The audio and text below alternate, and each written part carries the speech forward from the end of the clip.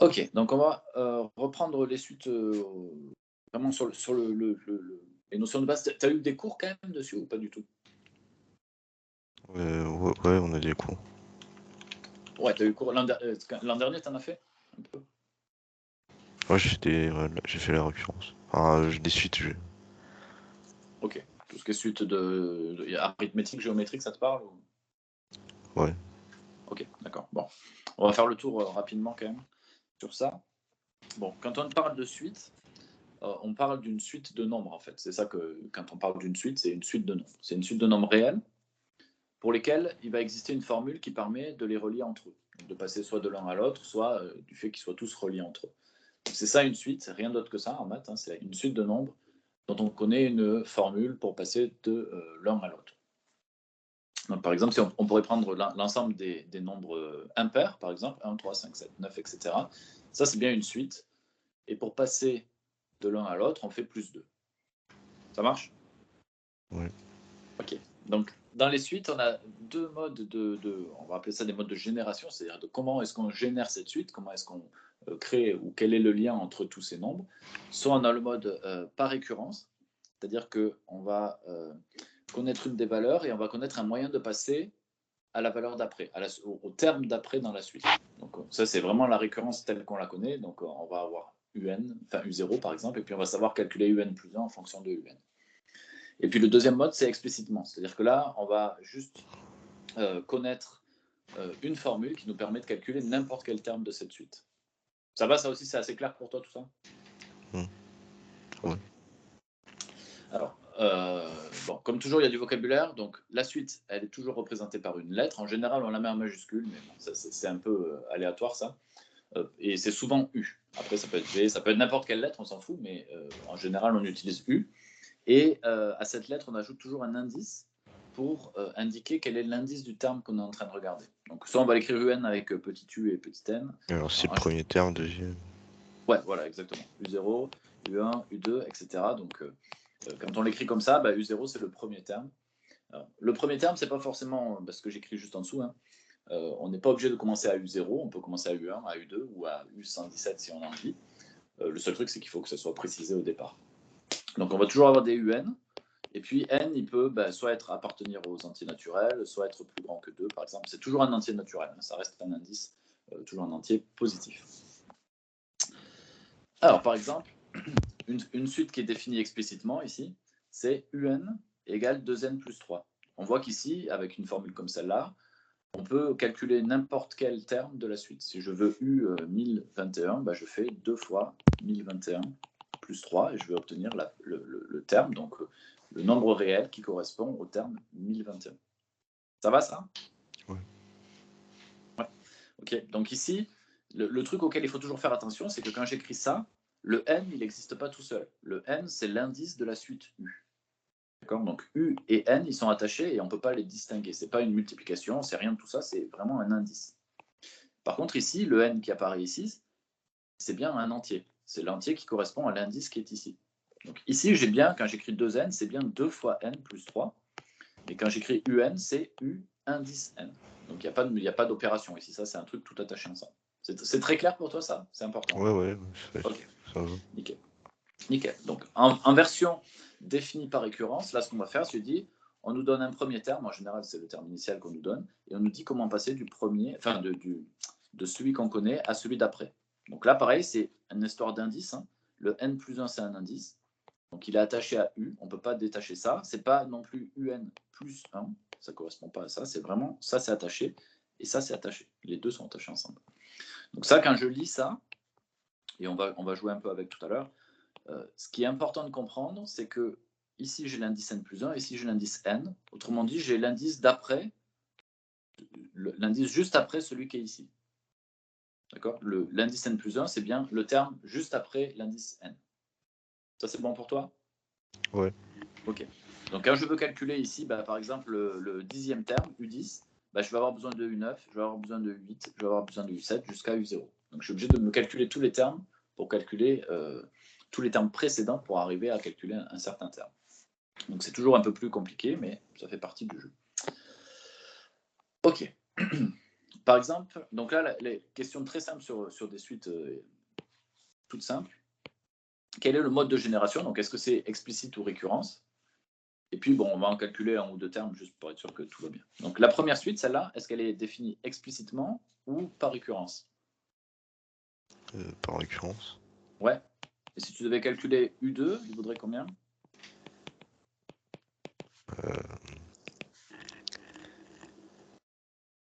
On remplace le n par le 1. On prend Ouais. 5. Ouais. Du coup, ça donne quoi? 7. Ouais. Moins 3 égale 7. Ok, très bien. Bon, ça c'est bon. Pas l'air d'avoir de soucis. La deuxième ici, explicite ou récurrence?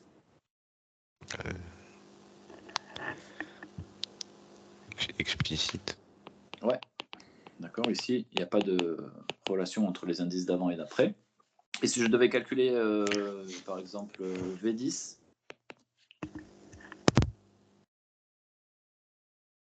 combien vaudrait V10? 98. Ouais, 10 au carré, moins 2, 98. Très bien. Alors, celle-ci, est-ce qu'elle est définie par récurrence ou explicitement? Par récurrence. C'est sûr? Et explicite. Ah ouais, elle est définie explicitement. Je fais exprès de jouer avec le format. Ok, donc si on veut... Vas-y, redis-moi. C'est parce qu'il n'y a pas de UN. Dans ce morceau-là, c'est ça que tu veux dire? Ouais, c'est parce qu'ici, alors, il faut faire attention, bon, on va le voir juste après. Ok, oui. Disons-le comme ça, oui. C'est-à-dire qu'ici, on peut calculer WN directement avec N, donc on n'a pas besoin des termes précédents. C'est exactement ça. Donc si je veux calculer W1, combien il vaut juste? On va faire que celui-là. 5. Ouais, 3 plus 1 au cube, 2 fois 1 au cube, donc ça fait 5. Très bien. Et la dernière, explicite ou récurrence? Récurrence. Ouais. Et si je devais calculer Q3 par exemple?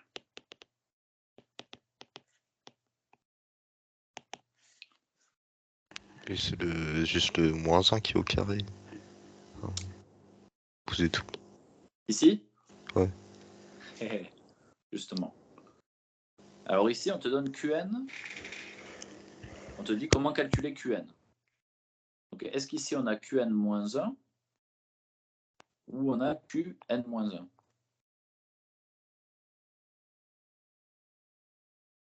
C'est ce jeu de cette histoire des indices-là. Est-ce que le n-1, c'est l'indice de Q?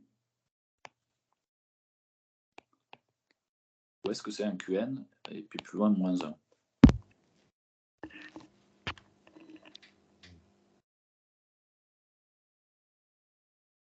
Parce que si on te... Ouais, c'est un indice, exactement. Okay. Donc, comme c'est un indice, ici, c'est bien Qn-1 qui est au carré. Donc si on veut calculer Q3,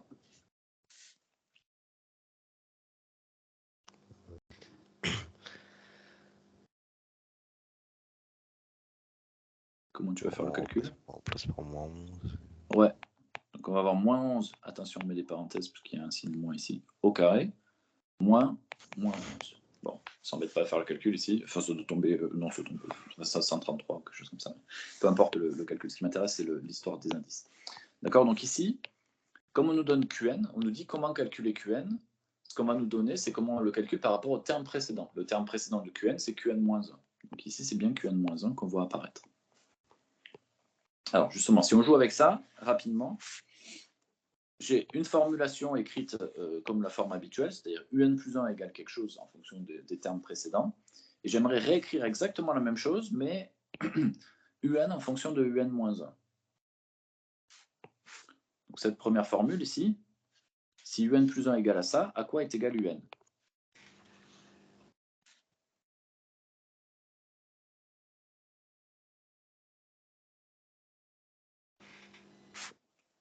Faut faire UN moins 1 du coup.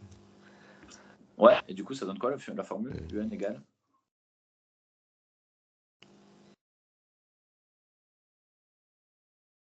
2N moins 3. Alors, attends, j'ai pas entendu le... le démarrage.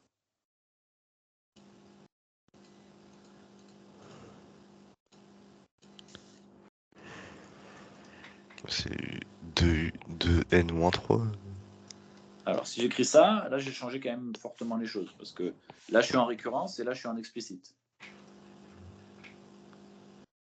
Moi, ce que je veux, je ne peux pas changer ça parce que c'est pas égal déjà. C'est pas la même suite. Je veux juste réécrire la formule de récurrence. Donc, cette formule-là de récurrence, je veux la réécrire, mais au lieu de l'écrire sous la forme un plus 1 en fonction de un, je veux l'écrire un en fonction de un-1. Et je veux que ça représente la même suite, donc la même récurrence.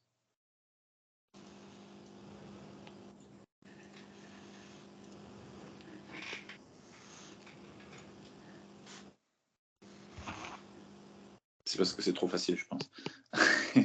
Ce terme-là, c'est ce qu'on va appeler le terme suivant, et ça, c'est le terme précédent. Donc, on peut calculer le terme suivant en fonction du terme précédent, en faisant 2 fois le terme précédent moins 3. Ça, c'est OK? Ouais. Donc, si mon terme suivant, il s'appelle un, comment il s'appelle mon terme précédent? un-1. Ouais. Et donc, si j'applique exactement la même formule, qu'est-ce que je vais avoir ici?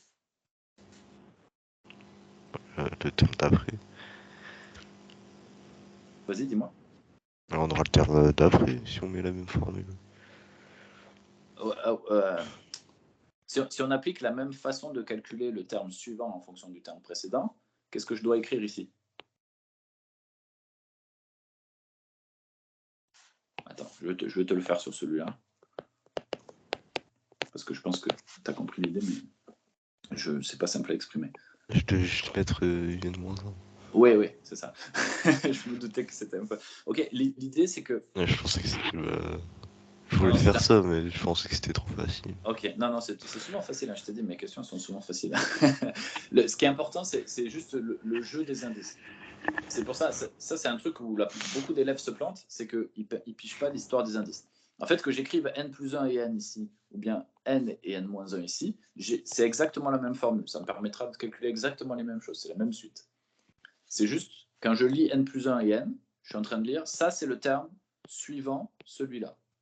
Quand je lis n et n moins 1, c'est la même chose. N, c'est bien le terme suivant n moins 1. Donc un, c'est le terme qui est juste après un-1. Et ce qui compte en fait dans la formule de récurrence, c'est pas l'indice. L'indice, on s'en fout complètement. Par contre, c'est l'écart entre les différents indices. Ici, j'ai n plus 1, ici, j'ai n. Donc ici, j'ai n ici, j'ai n moins 1 ici. Et si j'avais un plus 2 ici, qu'est-ce que j'aurais ici?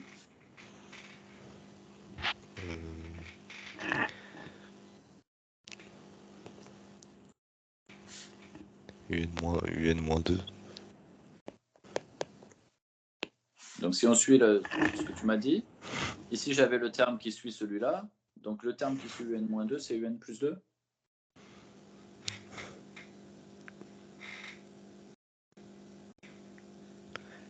C'est toujours un-1. Non. Parce que si c'était un moins 1 ici, bah, je serais obligé d'avoir un ici pour que ce soit la C'est même. un. Non. Si Un c'était plus un, 1. j'aurais un Un plus 1. plus 1. Un plus 1. D'accord? On va le faire sur les autres après. Ce qui est important, c'est que si on suit la logique de ce truc-là, c'est bien le terme qui est juste après celui-là qui apparaît à la fin. Donc si ici j'ai un plus 2, le terme qui doit être à la place de l'uni, c'est celui qui est juste avant. Juste avant un plus 2, on a un plus 1. Vas-y, si on refait la même chose sur ça, juste. Comme ça, hop, sur la deuxième ici. Si j'ai un plus 1 qui est égal à un carré moins un moins 1, que vaut un?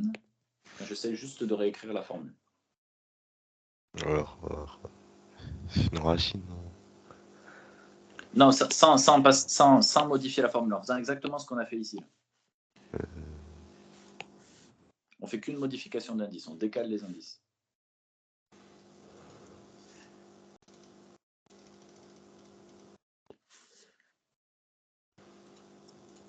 Donc vraiment, en fait, c'est réécrire la même formule que ça, mais en décalant les indices.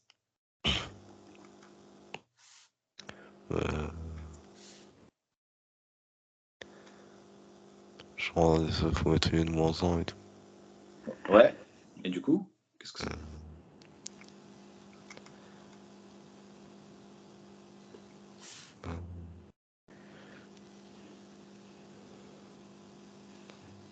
Un carré moins un. Alors, si tu fais ça, il y a des UN partout, là, alors que là, tu avais des indices différents. Ça, c'est pas possible. La question, en fait, c'est regarder cette formule et dire si à la place de n plus 1, ici, j'ai n, quel indice j'ai ici, quel indice j'ai ici. Donc ici, je vais prendre un à la place du n plus 1. Du coup, quel indice je vais avoir ici et quel indice je vais avoir ici. UN-1 et UN-2. Exactement, voilà. UN-1 carré, moins UN-2. D'accord? Et si je fais la même idée, mais avec UN plus 2, c'est-à-dire qu'à la place de UN plus 1, je prends UN plus 2, et je veux savoir quel est l'indice ici, quel est l'indice ici. UN-2 et UN-3. Pourquoi? Alors, regarde, je suis passé de UN plus 1 à UN plus 2. Donc mon indice, il a 1 de plus.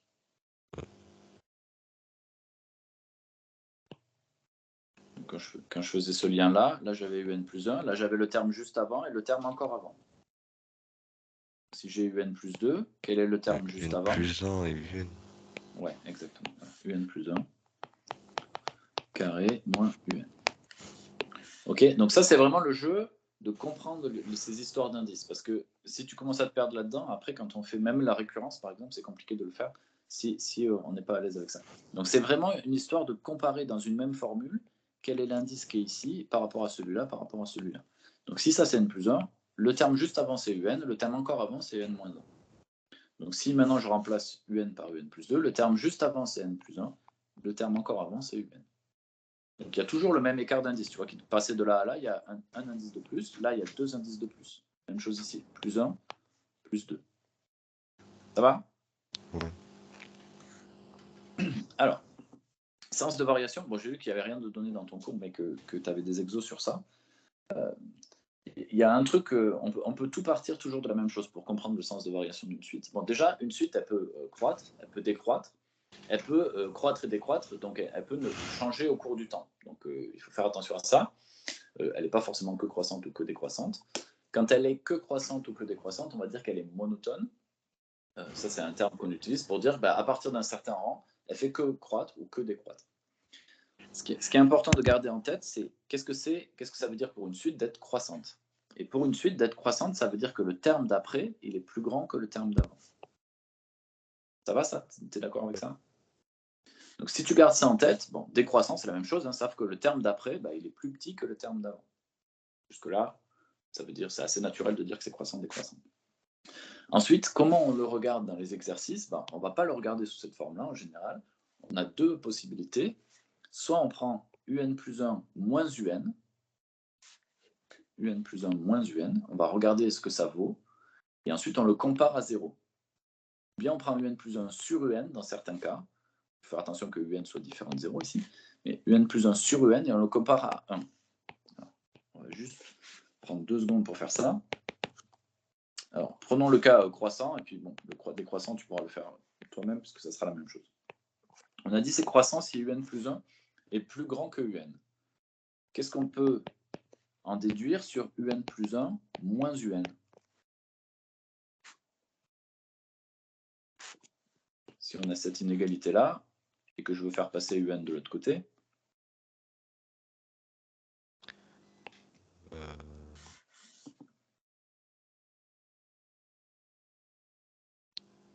je dois passer UN de l'autre côté. ouais, et du coup, qu'est-ce que j'obtiens? Moins UN. Un plus 1 moins un, ouais. Et puis, qu'est-ce que j'obtiens pour mon inégalité, quoi? La suite ici.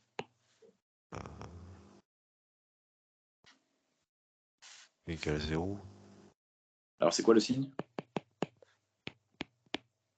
Il n'y a pas de égal, puisqu'on est sur une inégalité. Supérieur à 0. Tout à fait. Supérieur à un moins un.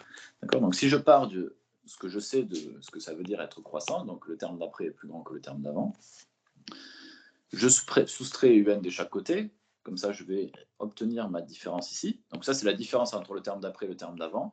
Et je dis, bah, si je suis croissant, alors ça veut dire que la différence entre le terme d'après et le terme d'avant est positive. Ça va? Ça te semble logique? Oui. D'accord? Donc si on fait décroissant, c'est la même chose, on a juste ça, quoi. Décroissant, ça veut dire que la différence entre le terme d'après et le terme d'avant va être négative. Donc quand tu vas être dans un exercice et que tu cherches la croissance d'une fonction, ou savoir comment elle varie, en général, on va te faire regarder un plus 1 moins un. Donc, tu vas avoir un plus 1 moins un, ça va être égal à quelque chose, et ton job, ça va être de regarder si ce quelque chose, est-ce qu'il est positif ou est-ce qu'il est négatif. Par exemple, si j'avais dans un exercice un plus 1 moins un égale n carré, est-ce que la suite, elle est croissante ou elle est décroissante?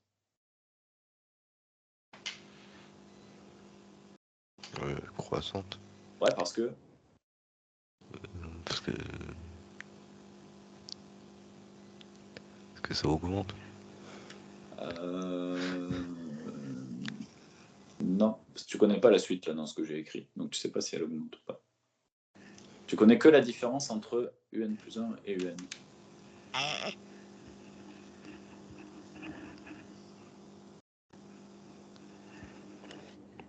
Non, on va le prendre comme ça. On est dans un exercice, on a un plus 1 moins un égale n carré. Et la question c'est, est-ce que la suite, elle est croissante ou décroissante? D'après ce qu'on a dit juste avant, on doit regarder si un plus 1 moins un est positif ou négatif. Est-ce qu'ici, tu peux me dire si un plus 1 moins un est positif ou négatif?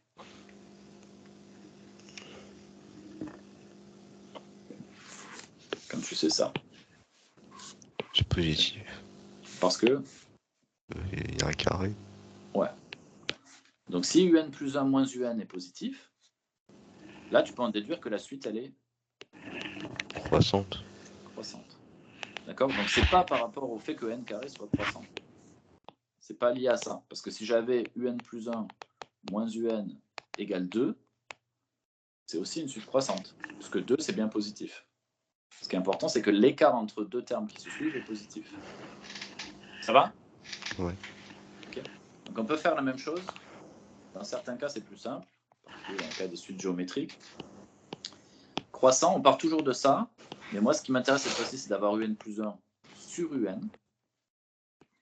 Ici, on va prendre un. Alors, il faut même faire attention parce qu'il faut qu'il soit positif ici. Sinon, c'est le bordel. Et strictement positif pour qu'il soit nul. Donc ça, c'est dans des cas un peu plus restreints, mais ça peut arriver de faire ça. Donc si je divise par un ici, je divise par un de l'autre côté. Et qu'est-ce que j'obtiens à droite? Un divisé par un, ça fait... À droite, ça fait 1. Ouais, ça fait 1. C'est ça que je disais tout à l'heure quand je l'écrivais ici. Je disais, si on prend un plus 1 sur un, il faut le comparer à 1. Bon, ça, c'est dans un cas un peu plus restreint. Et la plupart du temps, on ne va pas faire ça. On va le faire surtout pour les suites géométriques. La plupart du temps, on va regarder ça, parce que ça marche tout le temps.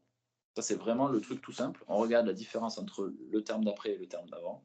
Et on veut que ce soit positif, soit négatif. Si on arrive à montrer que c'est l'un ou l'autre, alors on va pouvoir dire c'est croissant, décroissant. Si on n'arrive pas à dire, ou si ça change de signe, ben on ne pourra pas dire c'est croissant ou c'est décroissant. Ça veut dire que la suite, elle sera ni l'un ni l'autre. Ça va? Ouais. Ok. Je suis désolé, hein, ça va aller un peu vite aujourd'hui, parce que avec tout ce qu'on a à voir. Alors, est-ce que j'avance? Ouais, ça, on va quand même repasser. Suite arithmétique géométrique, t'es à l'aise ou pas du tout? Pas trop. Vaut mieux qu'on le revoie? Ouais. Ouais. Alors, suite arithmétique, c'est le signe plus. D'accord? Tout à l'heure, on aura géométrique, c'est le signe fois. C'est un truc qu'on trouve tout le temps en maths. Hein. Donc, c'est quelque chose de très simple, une suite arithmétique. Définition par récurrence. Donc, on va donner un terme initial, u0 égale un certain nombre. Et la récurrence, la formule de récurrence, c'est qu'on ajoute toujours la même chose. Ça veut dire que quand je vais calculer un plus 1, ça va être le terme d'avant plus toujours le même nombre. Donc toujours le même réel. Et en général, on l'appelle petite r et on l'appelle la raison. Ça va, ça? Ouais. Ok. Et ça, elle appartient à l'ensemble des réels. À partir de ça, bon, l'avantage, c'est que c'est une formule très très simple. Donc par exemple, je vais en faire une juste pour... on part de u0 égale 1, et puis on prend un plus 1 égale un plus 2. On l'a déjà vu tout à l'heure, celle-là. Donc si je veux avoir u1 qui est égal à u0 plus 2, donc ça va faire 3. Et puis u2, ça va être 3 plus 2, 5. 3, ça va être 7, etc. Ça va, ça? Ouais. Ok, donc si je fais cette suite et que je la continue à l'infini, ben, j'ai l'ensemble des nombres impairs. Donc je pars de 1 et j'ajoute toujours 2, donc je suis toujours sur un nombre impair. Donc je vais avoir l'ensemble des nombres impairs. Bon, ça a un avantage, c'est que comme c'est simple comme fonction, comme suite, on peut en fait se débrouiller, alors je vais le faire tranquillement ici, pour écrire la formule explicite. Donc si j'ai U0 et que j'ai UN plus 1 égale UN plus R, et que je regarde les différents termes, U1, c'est U0 plus R. U2, c'est U1 plus R. Et comme U1, c'est U0 plus R, bah ça va être U0 plus R plus R. Ça va faire U0 plus 2R. Puis 3, on va faire la même chose, ça va être U2 plus R, et puis je vais m'arrêter à celui-là. Après, ça va être U1 plus 2R, et donc U0 plus 3R. Puisqu'on rajoute toujours la même chose. Ça va, ça? Ouais. Donc en fait, grâce au fait que ça soit très simple, on va réussir à écrire une formule explicite, c'est-à-dire qu'on va pouvoir calculer n'importe quel terme de la suite sans calculer ceux d'avant.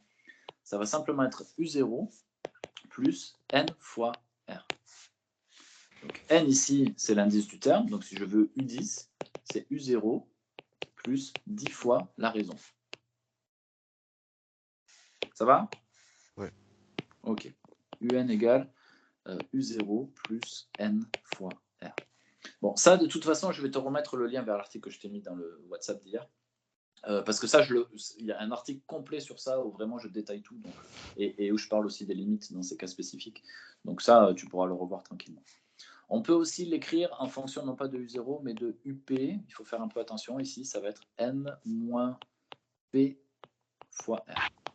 C'est-à-dire qu'on on cherche toujours à calculer UN, bon, un certain rang, et on va l'écrire à partir d'un autre rang, qui n'est pas le rang initial. P par exemple. L'idée, c'est exactement la même, vu qu'on ajoute toujours la même chose, on peut le faire en multipliant, ça devient beaucoup plus simple. Alors, je vais juste effacer celui-là, parce que ça, tu le verras dans le détail dans l'article. Donc, d'après ce qu'on a dit tout à l'heure, pour regarder si elle est croissante ou décroissante, on doit regarder UN plus 1 moins UN. Ici, ça vaut quoi, UN plus 1 moins UN? D'après ce qu'on connaît de la suite.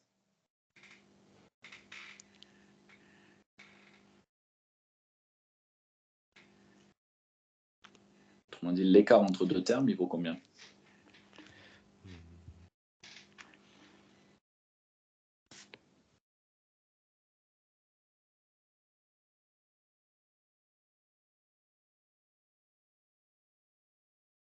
Si tu regardes la définition par récurrence, normalement, tu peux me dire ce que ça vaut UN plus 1 moins UN. UN plus N plus 1 fois R.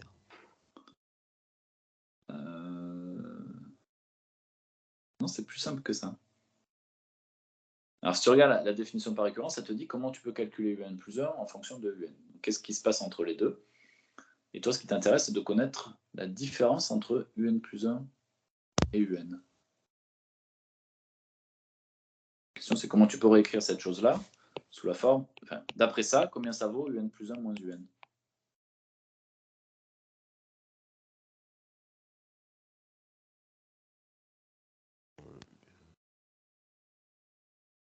UN plus N fois R.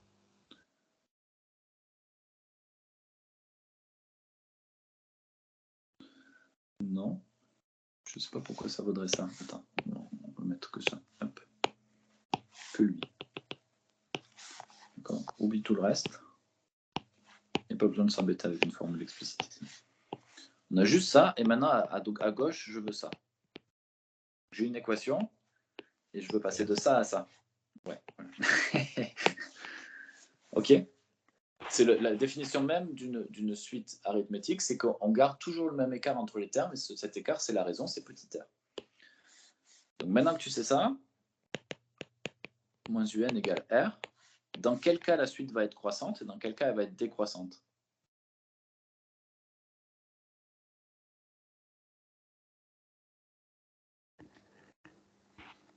Si R est positif ou négatif. Nickel. Si R est positif, elle est croissante. Si R est négative, elle est décroissante. Bon, si on regarde ce que ça veut dire, hein, R positif, ça veut dire que je pars d'un certain nombre, par exemple moins 11, et je rajoute toujours 2. Donc, je vais rajouter 2, plus je vais rajouter 2, plus je vais rajouter 2. Bon, on voit que quand on rajoute 2, on est tout le temps en train de croître. Hein. Et si R est négatif, bah, même chose, hein, je pars de moins 11, et puis j'enlève 2, j'enlève 2, j'enlève 2. Et comme j'enlève toujours le même nombre, bah, je suis toujours en train de descendre, donc je suis toujours en train de décroître. Ça va? Ok. Ouais. Donc, même idée avec la géométrique, c'est un petit peu plus compliqué parce que c'est ici une suite qui est définie avec une multiplication, mais c'est exactement la même idée. Ça veut dire qu'entre chacun des termes, au lieu d'ajouter toujours la même chose, on va toujours multiplier par la même chose. Donc, je vais avoir UN fois, alors en général on l'appelle Q, ça s'appelle quand même la raison, et il appartient quand même à R, donc au réel.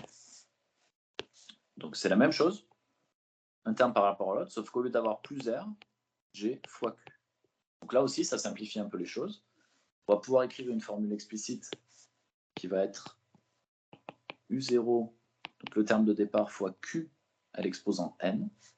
Donc si je reprends exactement ce que j'ai fait tout à l'heure, j'ai UN plus 1 égale UN fois Q. Et puis U0 en haut. Donc U1, c'est U0 fois la raison. U2, c'est U1 fois la raison. Et je remplace U1 parce que j'ai trouvé juste au-dessus. Donc ça fait U0 fois Q fois Q. Donc ça fait U0 fois Q exposant 2.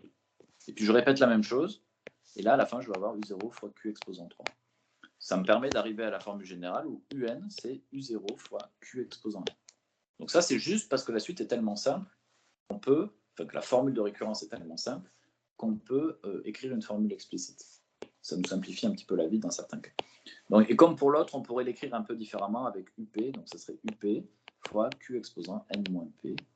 Ici, mais ça, je te laisse le voir dans l'article. Ça va?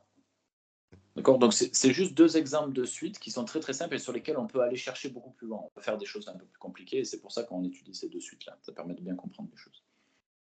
Bon, même chose ici. Ici, on peut, à partir de cette formule, on ne va pas pouvoir facilement écrire UN plus 1 moins UN.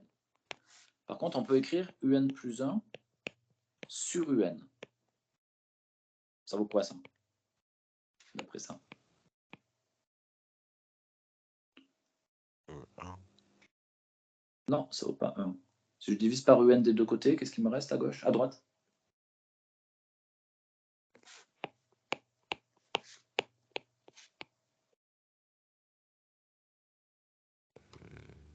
UN. Alors, je pars de ça. Regarde, je divise par UN, donc à gauche, j'ai ce qui m'intéresse. Et là, je divise par UN. Qu'est-ce qui me reste quand je fais cette opération? Q. Ouais, Q. Donc j'ai UN plus 1 sur UN qui est égal à Q. Alors, encore une fois, il faut faire attention ici, il faut faire que UN soit différent de 0. Hein. Sinon, ça ne marche pas. Et on a dit que quand on regarde la division de l'un par l'autre, il faut le comparer à 1 et non pas à 0. Donc dans quel cas est-ce que la suite va être croissante?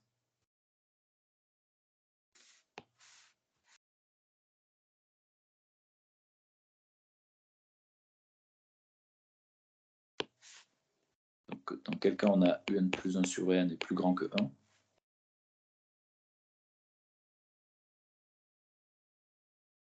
Quelles conditions ça donne sur Q? Il est supérieur à ou égal à 1. Ouais, qui est supérieur. Alors, si elle est purement croissante, c'est strictement supérieur à 1. S'il est égal à 1, ça veut dire que UN plus 1 égale UN. Donc, en fait, on est en train d'avoir une suite qui est constante. C'est toujours la même chose, puisqu'on va multiplier par 1 tout le temps ici. Donc, on a toujours UN plus 1 égale UN. C'est un détail, ça. Et décroissante?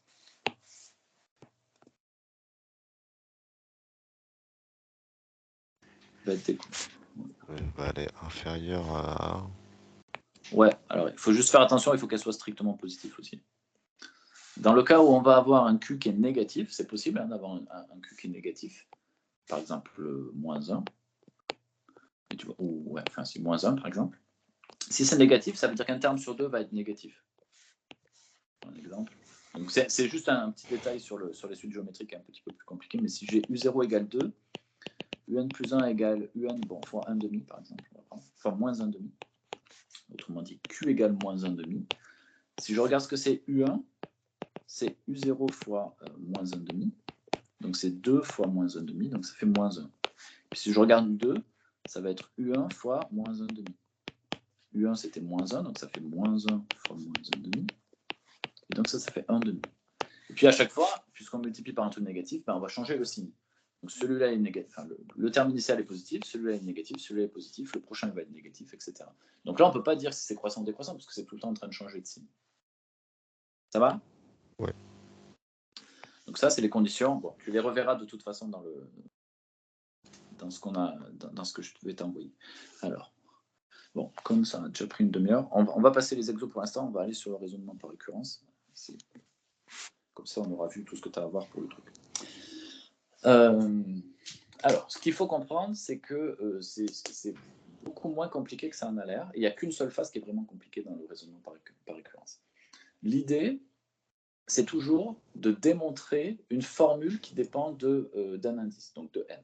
Et on veut démontrer cette formule, on veut montrer qu'elle est vraie, quelle que soit la valeur de n, soit plus grand que 1 ou plus grand que 0, suivant le cas, mais quelle que soit la valeur de n entier. Ça, l'idée, c'est bon pour toi? Ouais. Par exemple, je sais pas moi, on va prendre, je vais faire un truc un peu basique. U0 égale 1, un plus 1 égale un plus 2, et je voudrais montrer la propriété un plus grand ou égal à 1, quel que soit n appartenant aux entiers naturels. Si on regarde ce que c'est la suite ici, bah, j'ai U0 qui vaut 1, U1 qui vaut U0 plus 1, donc 3, et puis pareil, comme tout à l'heure. Ça, c'est la suite des entiers impairs. Des entiers impairs. Ça va? Oui. Donc, clairement, si c'est les entiers impairs, bah, tous mes nombres ils vont être plus grands que 1. Ça va aussi? Oui. Ouais. Donc, si je veux montrer ça, bah, c'est vrai ce truc-là, mais il va falloir arriver à le montrer. Et pour le montrer, c'est pas aussi simple que ça en a l'air. C'est là qu'on va essayer de faire de la récurrence. Donc, quand on va vouloir montrer une propriété comme ça, par exemple un supérieur à 1, on va avoir 3 étapes.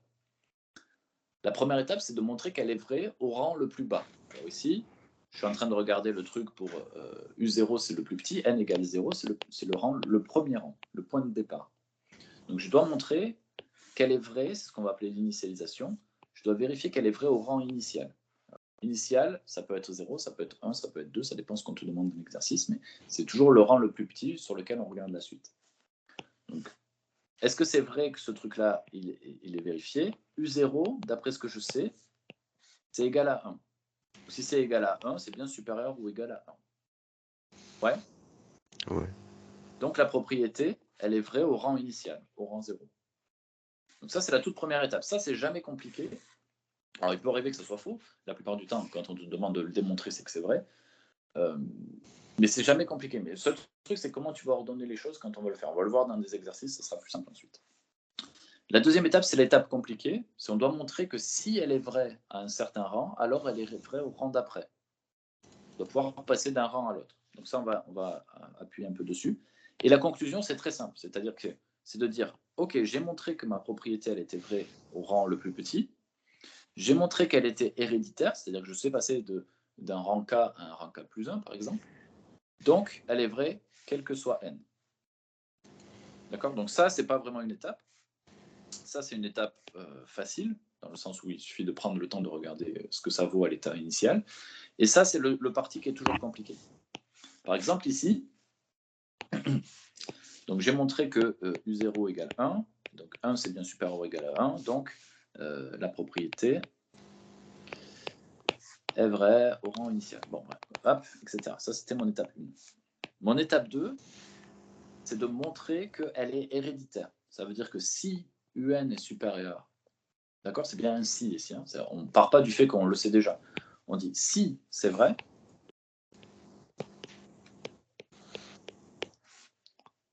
je veux pouvoir montrer qu'elle est vraie au rang n plus 1. Mon job, c'est de montrer, je veux montrer qu'elle est vraie au rang n plus 1, autrement dit que un plus 1 est supérieur ou égal à 1. Donc ça, c'est ce que je veux montrer. Pour le montrer, la seule chose que je peux utiliser, c'est comment je passe de un à n plus 1. D'après ce que je sais là-haut, un plus 1 égale un plus 2. Donc je pars de ce que je considère juste. Donc je dis un est supérieur à 1.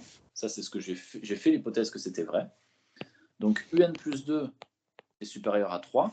Et d'après ce que je sais là-haut, un plus 2, c'est un plus 1. Donc en fait, je peux dire que un plus 1 est supérieur à 3. Et 3, c'est plus grand que 1. Donc j'ai bien démontré que UN plus 1 était aussi plus grand que 1. Ouais. Ouais. Donc je suis passé de ce que je faisais l'hypothèse qui était juste. Donc si ce truc-là il est vrai, alors j'ai montré que le truc au rang d'après était toujours vrai. Donc là je suis en train de faire un espèce d'escalier en gros. Hein.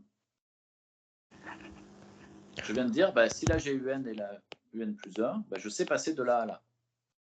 Ça c'est la démonstration que je viens de faire. Et je sais démarrer ma toute première marche ici parce que j'ai montré que c'était vrai au rang 0. Donc je sais monter sur la première marche et je sais passer de l'une à l'autre. Donc je vais pouvoir atteindre n'importe quelle valeur de n. Donc je vais être vrai absolument tout le temps. Donc c'est vraiment ça la démonstration par récurrence. C'est 1, je montre que je sais monter sur la première marche. 2, je montre que je sais passer d'une marche à l'autre. Donc si je sais faire ces deux choses-là, en fait je vais savoir aller regarder cette propriété à n'importe quel indice n. Bon, il n'y a pas mieux que des exercices pour comprendre, enfin pour bien faire les choses. Donc, on va faire de la démonstration par récurrence. On va essayer de faire ces 3 exos et ensuite on passera aux limites. Alors, on a une suite UN définie par U0 égale 0 et on nous donne une formule ici de récurrence. Je vais la renoter tranquillement. Hop. U0 égale 0. UN plus 1 égale moins UN carré divisé par 3 plus 2. Ça, c'est bon? On a bien une formule par récurrence. On a le terme d'après en fonction du terme d'avant. Ce qu'on veut montrer ici, c'est que pour tout entier naturel n, UN est compris entre 0 et 2. Et ça, quel que soit n appartenant aux entiers naturels. Ça va? Ah, je t'entends plus. Tu as disparu. Qu'est-ce qui se passe? Ça y est, tu as fait un freeze de suite. Alors, est-ce que... pourquoi je t'entends plus du tout? Ça revient. Ah, ça y est. Non? T'es là? Tu m'entends toi ou pas? Ouais, j'entends. Ah ok, d'accord. Je t'entends du coup. Ça y est, je te réentends. Donc on va vouloir montrer cette chose en rouge en utilisant la définition de notre suite. Alors, on a dit première étape, c'est l'initialisation. Bon, des fois, ça a d'autres termes, peu importe comment on l'appelle, mais ça revient toujours à la même chose. Donc, qu'est-ce que je veux montrer lors de cette première étape?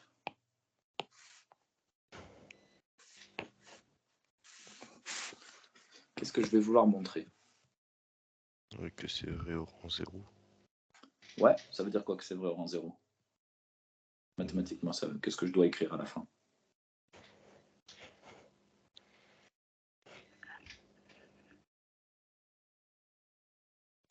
C'est égal à U0. Alors, ça c'est pas tout à fait... Alors, on regarde cette propriété ici. Ça, c'est la propriété au rang n. Et moi, je veux montrer que cette propriété, elle est vraie au rang 0. Ça veut dire que je dois montrer quelle inégalité?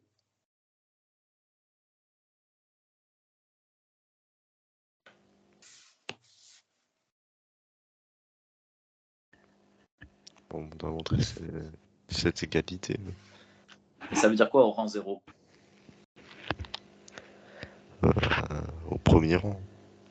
Ouais, et en termes d'inégalité, qu'est-ce qu'elle devient cette inégalité du coup? Là encore, c'est une question très simple. Hein. C'est pas une, il n'y a pas de. Ça, c'est le rang n. Et moi, je veux la même inégalité, mais au rang 0. On remplace par U0. Voilà, exactement. D'accord? Donc, c'est. Hop. Ça, c'est ce que je veux montrer. D'accord? C'est toujours important. Alors, utilise ton brouillon hein, quand tu fais de la. Enfin, tout le temps, mais quand tu fais de la raisonnement par récurrence en particulier. À l'initialisation, ce que je veux, c'est regarder ma propriété, donc la propriété qu'on me demande de démontrer, pour n égale le premier terme de la suite. Donc, soit 0, le premier indice de la suite. Soit 0, soit 1, soit 2, ça dépend ce qu'on va te demander. Ici, on travaille pour tout n. Donc, la première valeur de n, c'est 0. Donc, je regarde ce que c'est ma propriété et je remplace partout j'ai n par 0. Donc, soit c'est un indice et donc ça reste du 0, soit c'est un nom, parce que si ma propriété, bah, c'est, je sais pas, 2n plus 3, par exemple, je viendrai mettre 0 ici et 0 ici. Ce qui est important, c'est que je remplace n partout par l'indice initial. Donc ça, c'est ce que je veux montrer, donc il faut le garder en tête. Et comment est-ce que je montre que U0 est bien compris entre 0 et 2? Pourquoi c'est vrai, plutôt, si je te le dis simplement.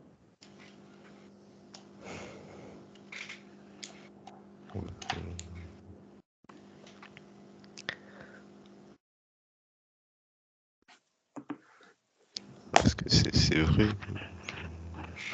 Ouais. Pourquoi c'est vrai? Combien vaut U0? 0. Ouais. Est-ce que 0, il est bien compris entre 0 et 2? Ouais. Voilà.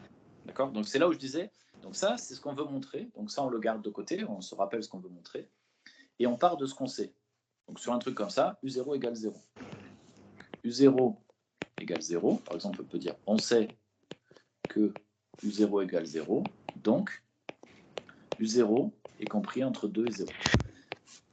Il faut comprendre que cette étape-là, il n'y a pas de démonstration vraiment mathématique. Hein, c'est vraiment quelque chose où, en fait, on écrit une évidence. Alors, de temps en temps, ça sera faux. Il faudra faire attention parce que si c'est faux, tout le raisonnement tombe. Il faut que les deux étapes soient vraies. La plupart du temps, quand on te demande de démontrer, c'est vrai. Donc, quand c'est vrai, c'est vraiment quelque chose de bête à faire. Hein. C'est juste de dire, mais il faut partir dans le bon sens. Il ne faut pas écrire ça dès le début parce que ça, tu ne le sais pas si tu n'as pas écrit ça d'abord. Donc, tu pars de ce que tu sais. C'est ça qui est important. Ce que tu sais. Et ce que tu sais, en général, c'est voilà, comment est-ce qu'elle est définie ma suite. Donc je sais que U0 égale à 0, et si U0 égale 0, bah, je peux en déduire que U0 est compris entre 0 et 2. D'accord? Ça va? Ouais. Donc ça, c'était la première étape. Bon. Il faut juste prendre l'habitude de la faire, parce que c'est toujours quelque chose de relativement simple. La deuxième étape, elle est plus compliquée. Donc là, bon, il y a plusieurs façons de rédiger le truc, mais on va la faire au plus simple. On suppose que la propriété est vraie au rang petit n. D'accord?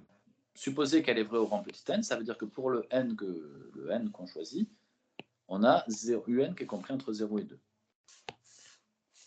Soit un et 2. Alors, on va se noter à côté ce qu'on veut montrer. C'est ce qu'on écrirait au brouillon, hein, plutôt. On veut montrer que cette propriété aurait au rang n plus 1. Ça veut dire quoi si la propriété aurait au rang n plus 1? Qu'est-ce que je peux écrire? Qu'est-ce que je dois démontrer? Que n plus 1 est supérieur à un. Non. Non. Alors, la propriété, c'est celle-là. Ça, c'est la propriété au rang n. Et moi, je veux montrer que la propriété au rang n plus 1, elle est vraie. Qu'est-ce qui change quand cette propriété, on la passe au rang n plus 1?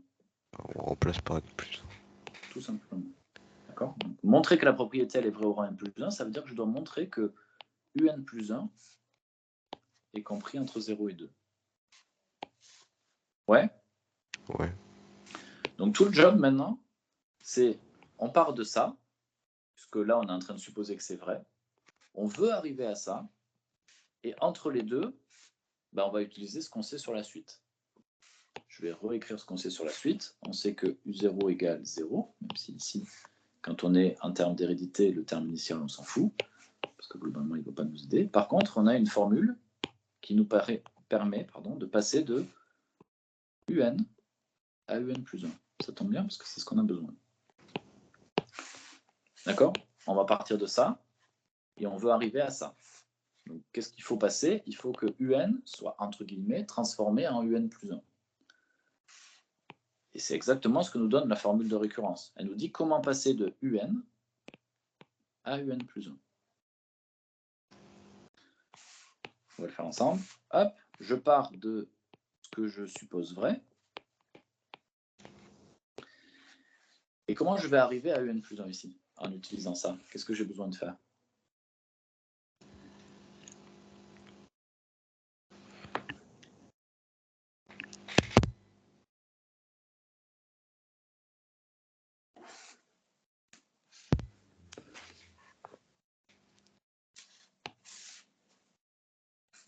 Alors, te concentre pas sur ça et ça. Ce qui est important quand tu fais la phase d'hérédité du raisonnement par récurrence, c'est toujours comment je passe de UN à UN plus 1. Comment est-ce que je peux construire UN plus 1 à partir de UN, d'après cette formule? Qu'est-ce que j'ai besoin de faire d'abord? Plus 1 moins 1. Non, dis-toi que tu as UN et que tu veux calculer UN plus 1. Si tu connais UN, comment est-ce que tu calcules UN plus 1?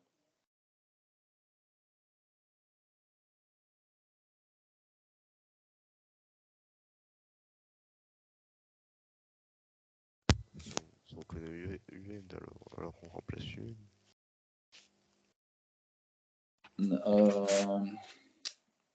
Alors attends, on va le faire différemment.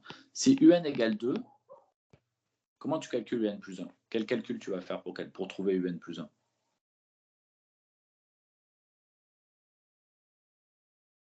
D'après ce que tu sais sur la suite.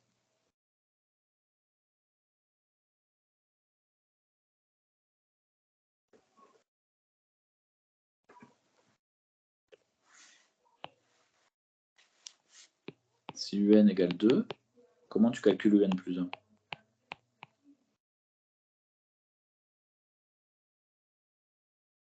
Alors, je ne sais pas si je t'ai perdu ou si je ne t'entends plus, parce que j'entends rien.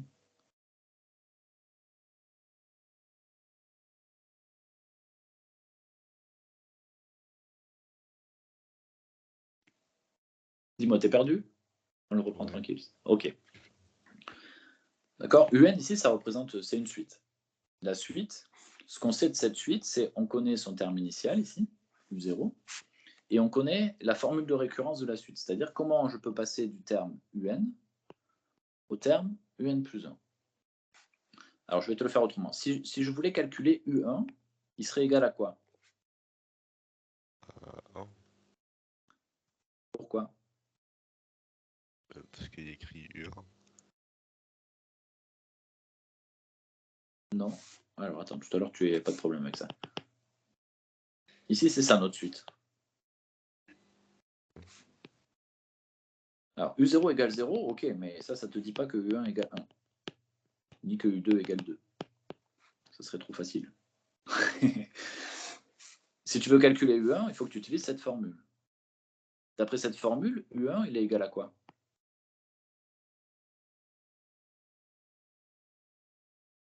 Moins U0 carré sur 3 plus 2. Exactement. Moins U0 carré sur 3 plus 2.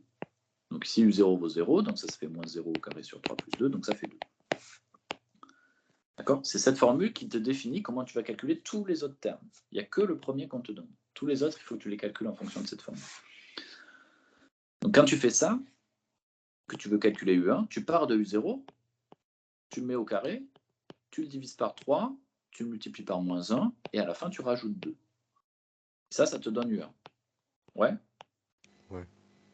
Donc de la même façon que tu as fait ça pour U0 et U1, tu peux le faire pour N et N plus 1. Tu veux calculer N plus 1 et que tu connais UN, ce qui est le cas ici, on va prendre UN, on va le mettre au carré, on va le diviser par 3, on va le multiplier par moins 1, et on va rajouter 2. Et quand au milieu, j'aurai UN carré sur 3, enfin moins UN carré sur 3 plus 2, ben ce machin-là, je pourrais dire, ah mais en fait, ça, c'est UN plus 1. Donc je saurais passer de UN à UN plus 1. Et puis là, ben, on verra ce qui va se passer, mais on peut espérer que ça marche, puisque c'est ce qu'on veut démontrer. Ce qui est important ici, c'est on a notre propriété au rang n, on a celle qu'on veut démontrer. Qu'est-ce qui change entre ces deux-là? C'est que je suis passé de UN à UN plus 1. Comment je passe de UN à UN plus 1? J'utilise ma formule de récurrence qui est ici. Donc je pars de UN et je reconstruis tout ce morceau-là pour pouvoir dire, ah ben en fait, ça, c'est égal à UN plus 1. Un peu plus clair? Ouais. Alors, si UN est compris entre 0 et 2, entre quoi et quoi est compris UN carré? 0 et 4. Ouais. Entre quoi et quoi est compris UN carré, moins UN carré, pardon.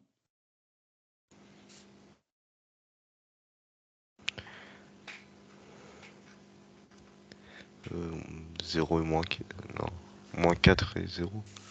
Voilà, si on garde le sens qu'il y avait actuellement, il faut l'écrire comme ça, en effet. moins 4 et 0. D'accord? Ici, on a multiplié par moins 1. Quand on multiplie par un truc ou qu'on divise par un truc négatif dans une inéquation, on est obligé de changer le sens de variation, le sens des inégalités. Donc, si je garde le 0 et le moins 4 ici, ce qu'il faut, c'est que je change ces trucs-là. C'est bon? Ouais. Ok. Si je divise par 3 maintenant, puisqu'on veut avoir moins un carré sur 3, entre quoi et quoi c'est compris?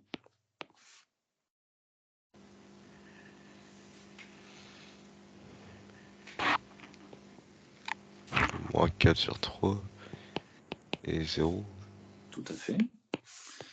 Donc là, on y est presque, il nous manque le plus 2. Donc je vais avoir moins un carré sur 3 plus 2. Ça va être compris entre quoi et quoi?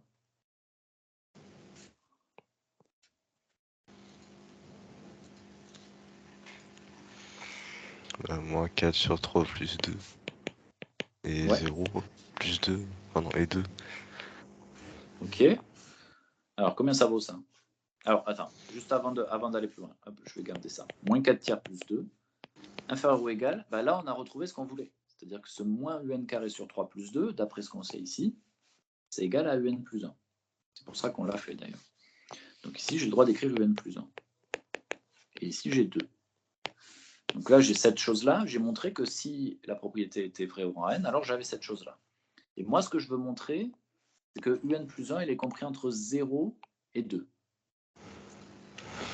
J'ai déjà une partie du truc. Et ça vaut combien?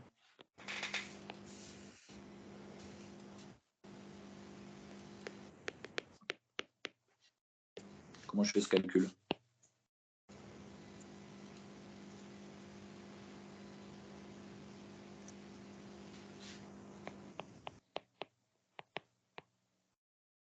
Je vais additionner une fraction avec un entier. Qu'est-ce que je dois faire?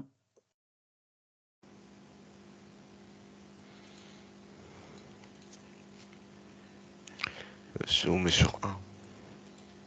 Ouais, et ensuite? On additionne. Non, on met au même dénominateur. Ouais. Donc comment on fait ça? On multiplie par 3.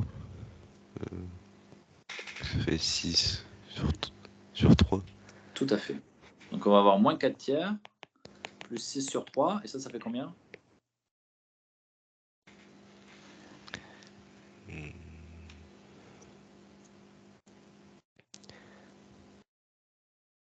Moins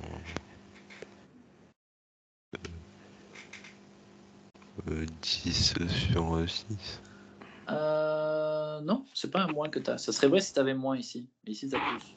Ouais, 10 sur 6. Non. Non, Alors, 2. Bah, 2. ouais, oui, c'est ça. D'accord? Ça fait quoi? Ça fait, on met au même dénominateur et en haut, on a moins 4 plus 6. Donc 6 moins 4. Et 6 moins 4, c'est 2. Donc on arrive à 2 tiers. Donc là, ce qu'on a montré, nous, en faisant les calculs, c'est que un plus 1 était compris entre 2 tiers et 2. Est-ce que si un plus 1 est compris entre 2 tiers et 2, il est compris entre 0 et 2?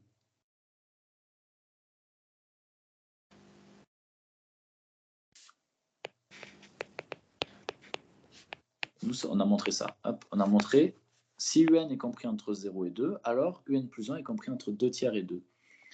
Et la question, c'est est-ce que si un plus 1 est compris entre 2 tiers et 2, alors il est aussi compris entre 0 et 2?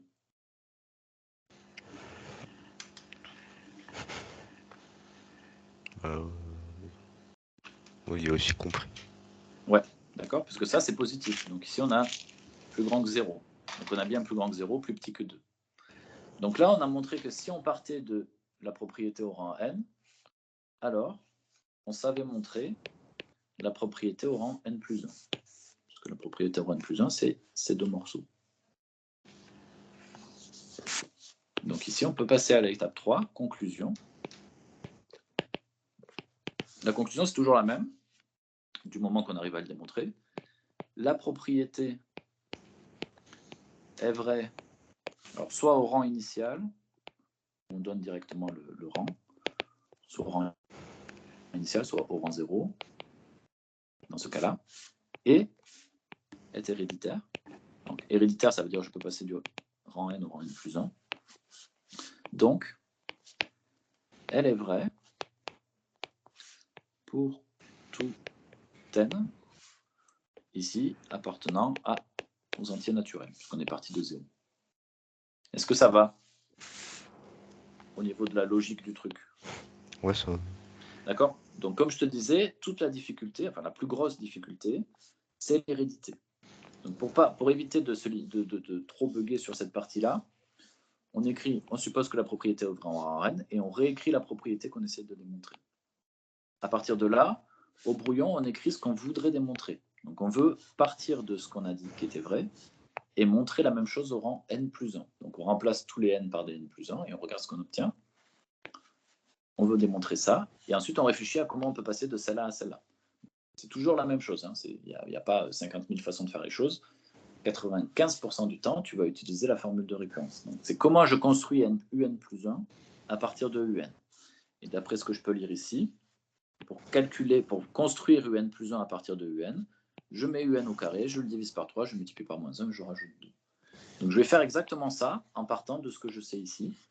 Et normalement, si tout va bien, je vais arriver à une égalité, une égalité ici, qui valide l'inégalité que j'essaie de démontrer. Allez, on remet ça. Ouais, on a encore un peu le temps. Je sais plus on va faire le 2. Alors, après, plus t'en fais, après avoir eu une explication claire, plus t'en fais,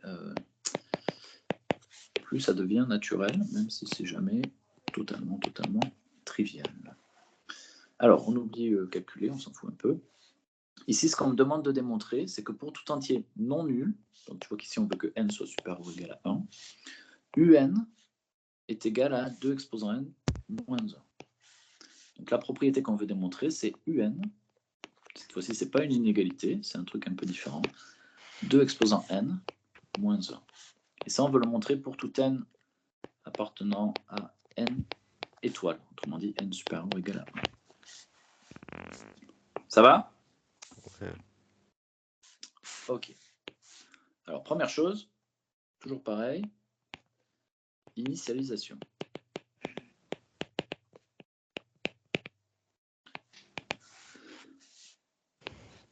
Qu'est-ce que ça veut dire? Alors déjà, quel est le rang qui correspond à l'initialisation? N égale combien? U0. Alors regarde bien la suite telle qu'on l'a définie et la propriété que tu veux démontrer. Quel est le tout premier rang? U1. Ouais, donc ça va être le rang n égale 1. Donc on veut montrer que cette propriété que j'ai écrite ici, elle est vraie au rang 1. Est-ce qu'avant de le faire, qu'est-ce que ça veut dire cette propriété est vraie au rang 1?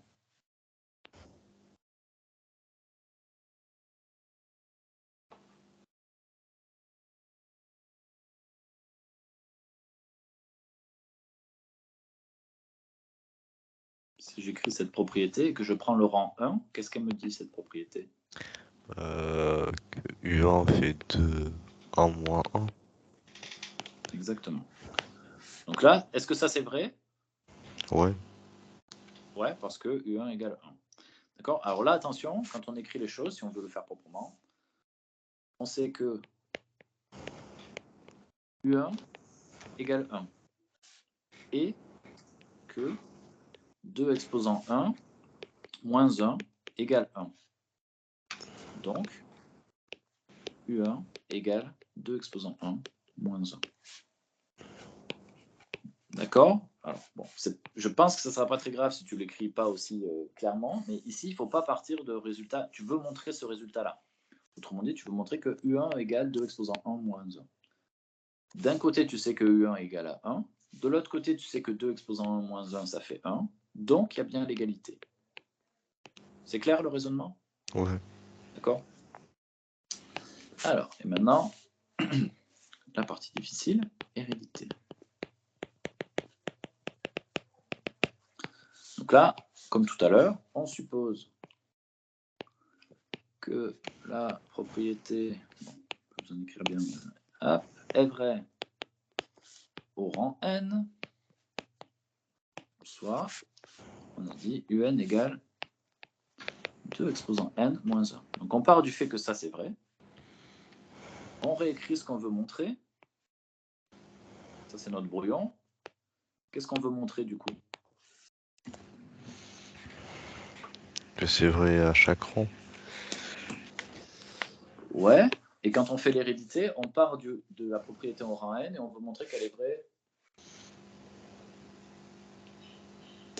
à quel rang?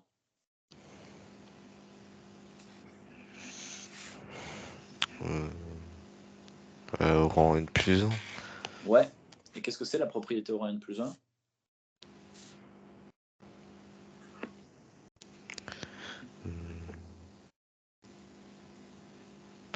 À 2 n plus 1 moins 1. Alors 2n plus 1 moins 1. Et à gauche, c'est quoi?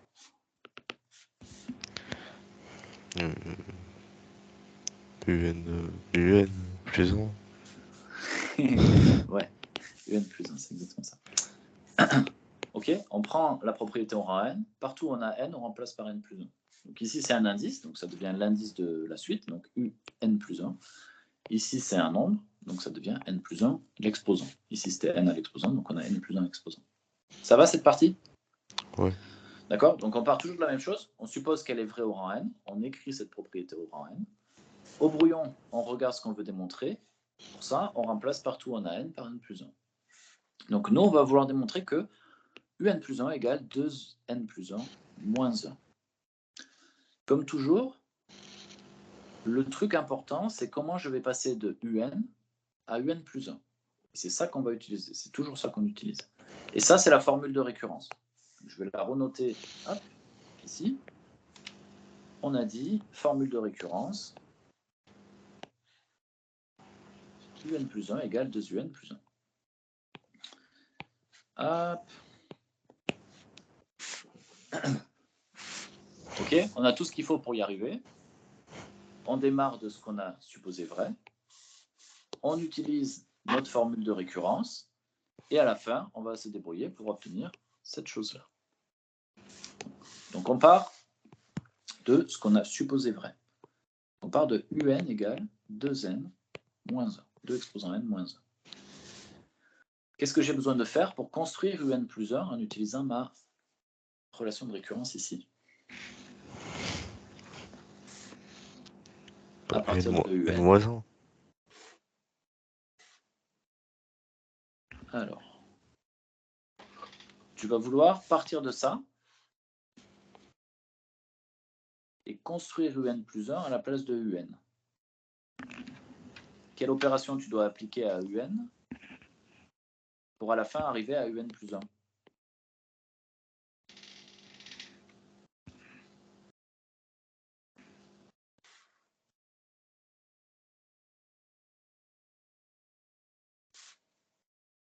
Là, il faut que tu utilises la formule de récurrence.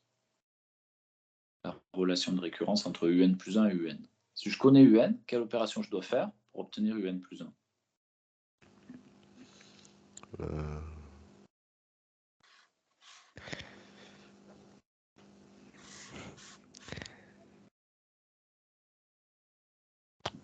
D'après cette chose-là.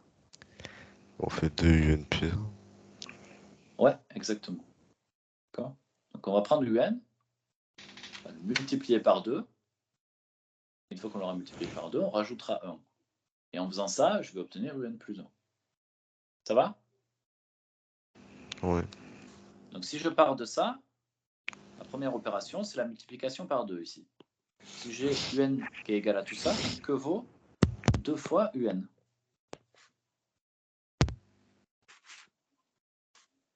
Euh, 2 fois 2n moins 1 fois 2.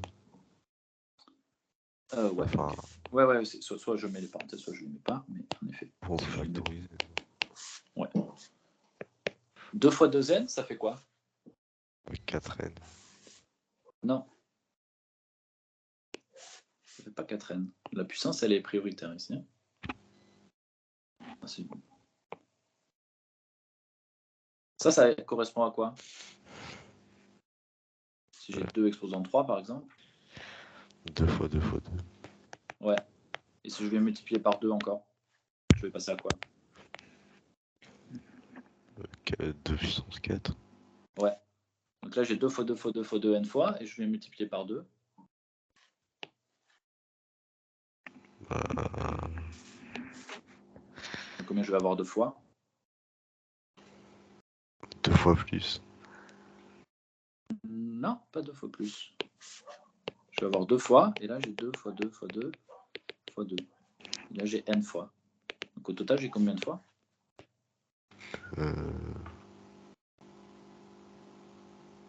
2n. Le 2n, il est là? n plus 1. Ouais.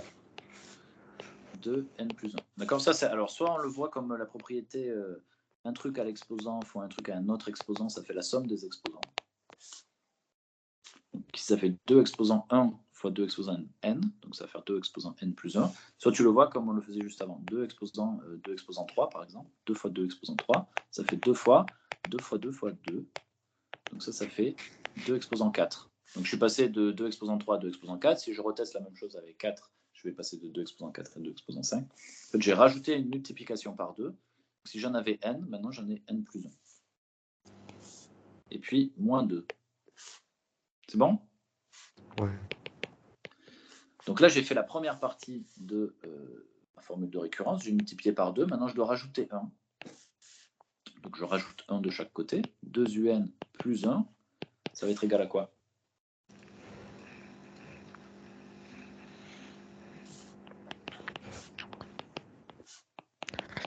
Euh, 2n plus 2 moins 2. Alors, il sort d'où le plus 2? Donc là, j'ai pris ça et j'ai rajouté 1. Ouais.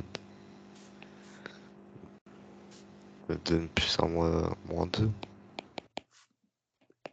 Donc là, tu n'as rien changé. Plus 1. Plus 1. Ok, je prends ce que j'avais, et je rajoute 1 de chaque côté. J'ai bien plus 1, plus 1. Maintenant que j'ai ça, pourquoi on avait fait tout ça? Parce que ça, c'est égal à quoi?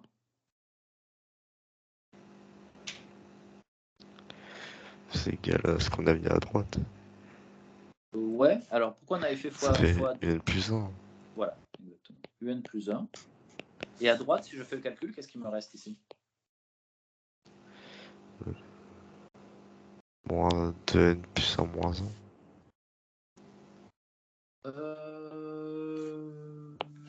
Alors non, je sais pas pourquoi. Non. Ça, tu peux pas faire cette opération-là. Là, il y a une multiplication. Là, il y a des multiplications partout, puisque c'est une exposant. 2n plus 1 moins 1. Ouais. 2n plus 1, moins 1. D'accord? Ce qu'on a démontré, ce qu'on a fait, c'est partir de la propriété au rang n, utiliser la formule de récurrence pour essayer de regarder ce qu'on avait avec un plus 1, donc au rang n plus 1. Et on arrive au fait que un plus 1 égale 2n plus 1 moins 1.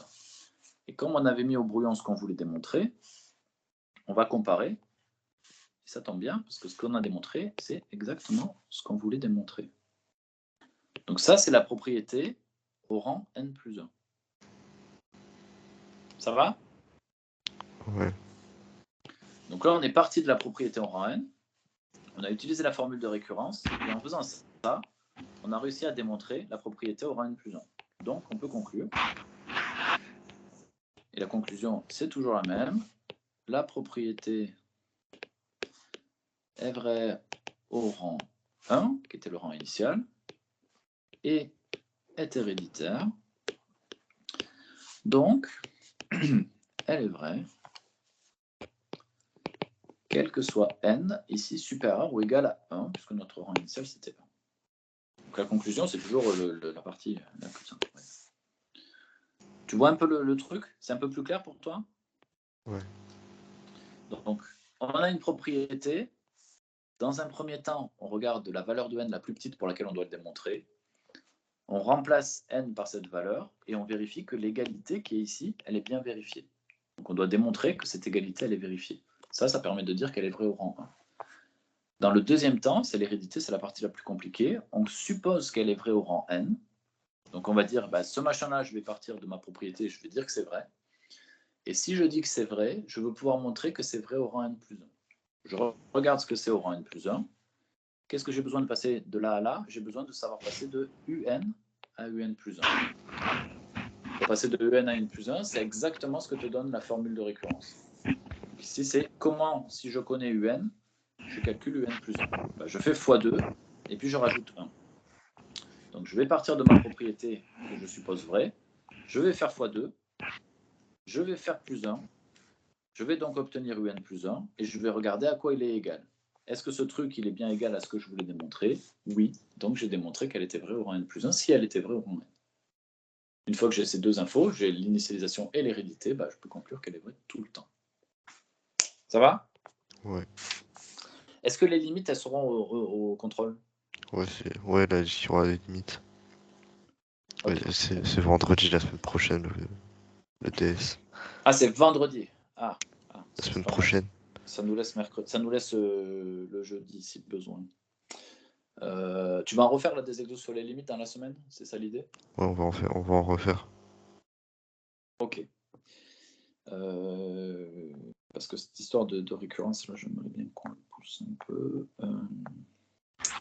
Alors, je vais juste faire un micro-cours sur les limites pour que ça soit peut-être un peu plus clair, parce que j'ai vu les définitions que tu as filées. C'est difficile de faire plus compliqué. Donc, c'est un peu merdique pour pas grand-chose. La limite d'une suite, les limites de fonction, tu les as faites? Non, on n'a pas fait les limites de fonction. Ah, ok, d'accord. Elle a dit qu'on n'allait pas en faire. Vous n'allez pas en faire? Ouais, ou je crois, mais on n'en a pas fait pour l'instant. Ouais, ok, c'est inquiétant. Mais Parce ce que sera pas au contrôle. Ah oui, au contrôle, ouais. Ok. Mais l'an dernier, tu les as pas vus? Non, j'ai pas fait. Ok. Bon, l'idée de la limite, c'est toujours à peu près la même chose. Alors, dans les cas des suites, c'est même un peu plus simple.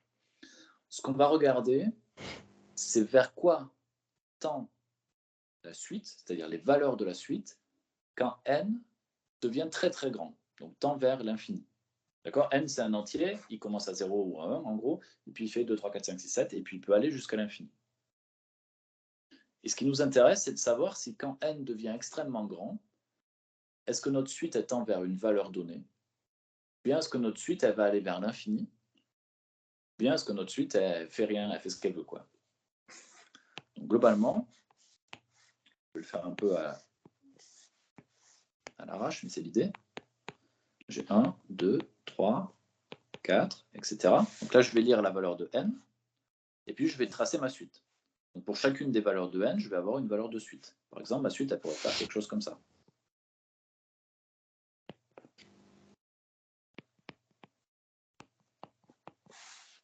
Ouais. Donc j'aurai Ouais. U1, U2, U3, U4, U5, U6, et je lirai les valeurs ici. Chaque point, c'est un terme de la suite. Ouais, exactement. Donc ça, c'est si je la représente comme une fonction, en gros, pour faire simple. Donc on pourrait faire ça, puisque à chaque fois, on a, en gros, U0, U1, U2. Donc c'est comme si j'avais f de 0, f de 1, f de 2, etc. Donc je prends une valeur de n et j'associe, sur l'axe des y, je vais lire les un. Donc ici j'ai 1, donc là j'ai U1, U1 il est là, U2 il est là, U3 il est là, etc. Donc quand n devient très très grand, ce qui m'intéresse, c'est de savoir vers quoi tend un. Si je regarde ce dessin, par exemple, ça c'est ma suite un, un, ça tend vers la valeur qui est par ici. Par exemple, si j'avais une valeur ici qu'on appelle petit l, je pourrais dire, ma suite un, quand n devient très très grand, les termes de ma suite, ils tendent vers la valeur petit l. Ça va? Ouais. D'accord, ça veut dire que si je calcule un, que je prends U10 000, par exemple, U10 000, il va être égal à... alors si je prends... Attends, je vais prendre une valeur ici, ce sera plus simple. 3. Je dis que je tends vers 3. Ça veut dire que U10 000, par exemple, ça va être 2,97. Et puis U20 000, donc des termes très très loin, ça va être égal à 2,99. Et puis U100 000, ça va être égal à 2,999, etc. Et ça va tendre, donc ça se rapproche de plus en plus de 3. C'est en ça qu'on va dire que la limite de la suite un, c'est 3. Ça va? Ouais. Ça veut dire qu'on va tendre vers 3. Alors ça, c'est une possibilité. Ça peut tendre vers un nombre. Quand ça tend vers un nombre, c'est ce qui se passe là. On se rapproche du nombre de plus en plus. Alors des fois, on va toucher, des fois, on ne va pas toucher, mais globalement, on va toujours se rapprocher de ce nombre. Et donc, on va être de plus en plus près de ce nombre. Et comme on travaille dans les réels, ben, on peut être aussi près qu'on veut. Une autre possibilité, c'est que la suite, par exemple, elle fasse quelque chose comme ça. Donc, elle explose. Elle va très, très vite. Dans ces cas-là, si je regarde la valeur de UN, ben, au début, elle est là, et puis elle monte, elle monte, elle monte, elle monte, elle monte, et puis elle monte très, très vite. Donc, dans ces cas-là, alors attends, je vais te réécrire en bleu le truc ici. Donc, en bleu, j'avais la limite, on va l'écrire comme ça, de n quand n tend vers l'infini, de la suite UN, qui était égale à 3. En vert, je vais avoir la limite quand n tend vers l'infini, de la suite, alors on va l'appeler différemment, Vn, qui va être égal à l'infini, à plus l'infini. D'accord? C'est-à-dire, si je regarde les valeurs de Vn, ma suite Vn, si je calcule V1, V2, V3, V10 000, V20 000, V30 000, ben je vais toujours être de plus en plus grand. Je tends vers l'infini. Est-ce que ça va dans l'idée? Ouais. Donc ça, c'est les deux cas où on a une limite. Ici, on a une limite qui est finie. Quand on a un nombre, on va dire qu'on a une limite finie, et c'est à l'opposé d'une limite infinie. Donc ça, c'est une limite infinie. Ça, c'est une limite finie. Et on peut aussi avoir des suites qui n'ont pas de limite. D'accord? Si je prends une suite toute simple, par exemple, moins 1 exposant n, quand n vaut 1, je vaux moins 1. Quand n vaut 2, je vaux 1. Quand n vaut 3, je vaux moins 1. Quand n vaut 4, ça c'est la suite un égale moins 1 exposant n. Alors, je vais l'appeler encore différemment, comme ça, W. Si je prends cette suite-là, quand n vaut 1, je vaux moins 1. Quand n vaut 2, quand n est pair, je vaux 1. Quand n est impair, je vaux moins 1. Donc ma suite, elle fait juste que faire ça, toute sa vie. Ouais? Ouais. Donc quand n tend vers l'infini, ben, je ne tends pas vers un nombre précis, puisque un coup je suis moins 1, un coup je suis 1, un coup je suis moins 1, un coup je suis 1. Je ne vais pas tendre vers 0 ou vers 1 ou vers truc, ça ne bouge pas. C'est toujours moins 1, 1, moins 1, 1, moins 1. Donc là, je n'ai pas de limite. Donc il y a les trois cas possibles. Soit je n'ai pas de limite, soit j'ai une limite finie. C'est le cas, je vais tendre vers un nombre. Soit j'ai une limite infinie. Infinie positive ou infinie négative. La suite, elle pourrait partir dans l'autre sens et partir vers quelque chose de négatif. Dans le cas où j'ai une suite, où j'ai une limite finie, on va parler du fait que la suite est convergente. Donc elle va converger vers un nombre. Donc si cette limite, elle s'appelle petit l, je suis convergente vers L. Dans le cas où la limite, elle est infinie, ou qu'il n'y a pas de limite, on va dire qu'elle est divergente. Converger, diverger, c'est deux termes qu'on retrouve régulièrement en maths après. Converger, ça veut dire on tend vers un nombre. Diverger, ça veut dire on explose, pour faire simple. Ou alors on ne tend pas vers un nombre, si on le fait de façon plus générique. Donc ce qu'il faut retenir ici, c'est la question importante qu'il y a derrière quand on te demande la limite de la suite, c'est vers quelle valeur tend la suite quand n devient très très grand. C'est exactement ce qui est écrit ici. Ça, c'est ce qu'on regarde. On regarde les valeurs de la suite quand n devient très très grand.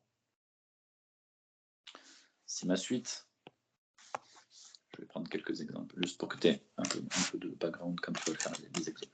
Si ma suite, c'est un égale n au carré, par exemple, vers quelle valeur va tendre ma suite un quand n devient très très grand?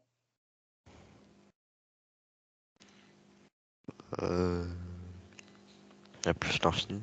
Voilà. Si n tend vers l'infini, c'est toujours plus l'infini, hein, puisqu'ici, pour n. N, c'est un entier positif, donc il est toujours ça. Un, elle va tendre vers plus l'infini. Parce que plus l'infini au carré, ben, un nombre très grand que je mets au carré, c'est toujours un nombre très grand. Donc ça va être l'infini. Si j'ai la suite, Vn égale 3 sur n, par exemple. Ça, c'est un peu plus compliqué.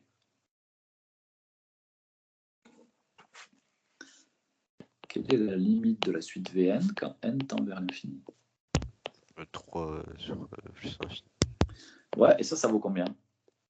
Entre guillemets.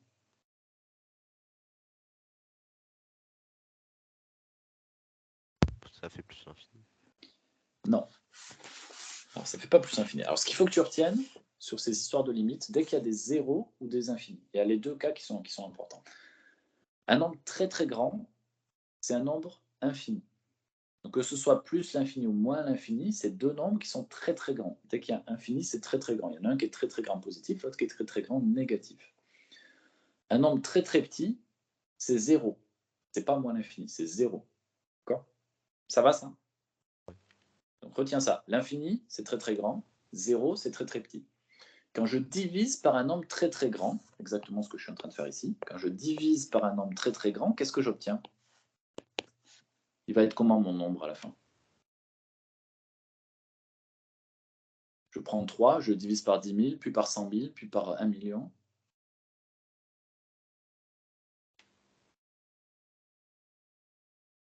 Est-ce que ce nombre-là, il va être très très grand ou très très petit? Très très petit. Très très petit. Et je dis très très petit, c'est 0.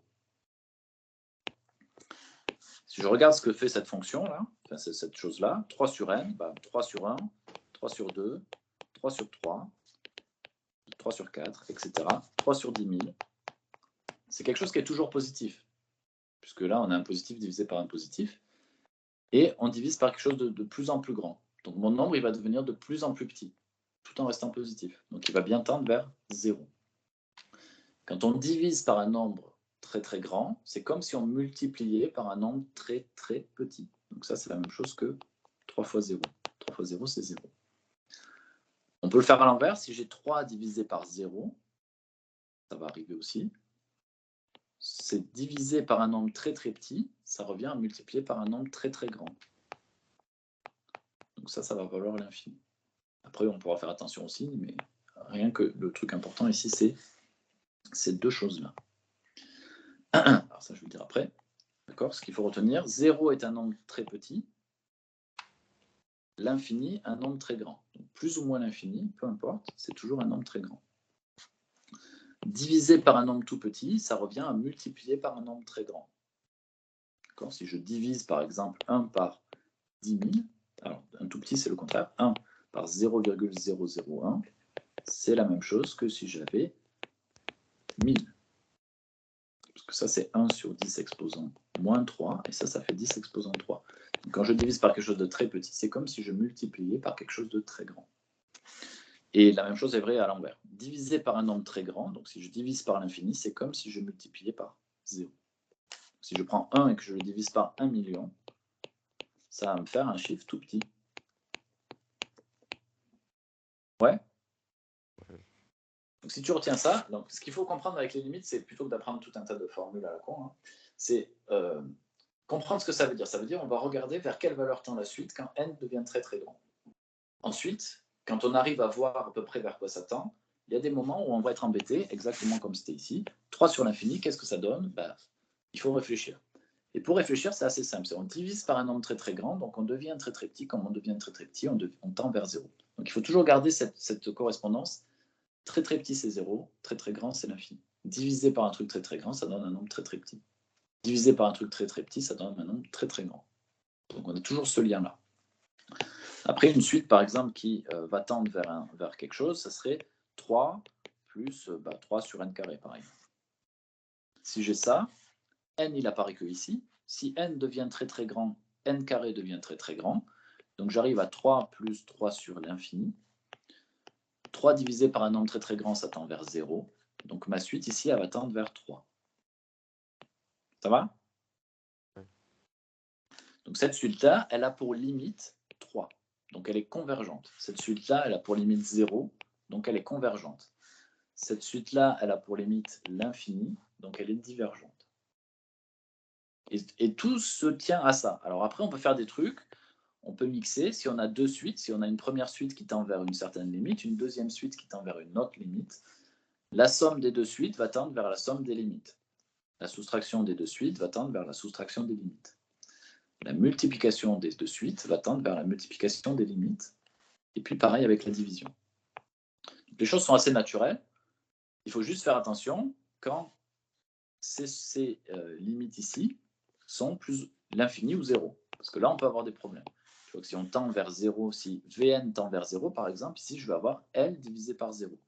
Donc c'est là où il faut appliquer ce que j'ai dit juste avant. J'ai un nombre et je le divise par quelque chose de très très petit. Donc ça devient très très grand.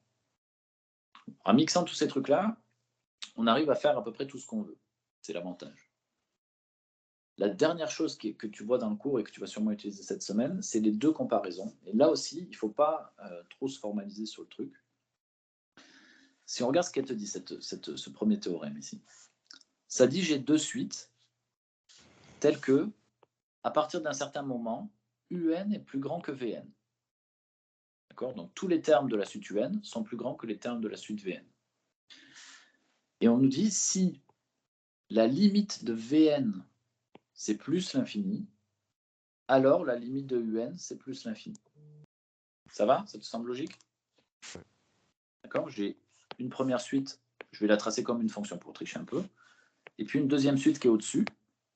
Ça c'est VN qui est en dessous, UN qui est au-dessus, et on dit ben, UN est toujours au-dessus de VN.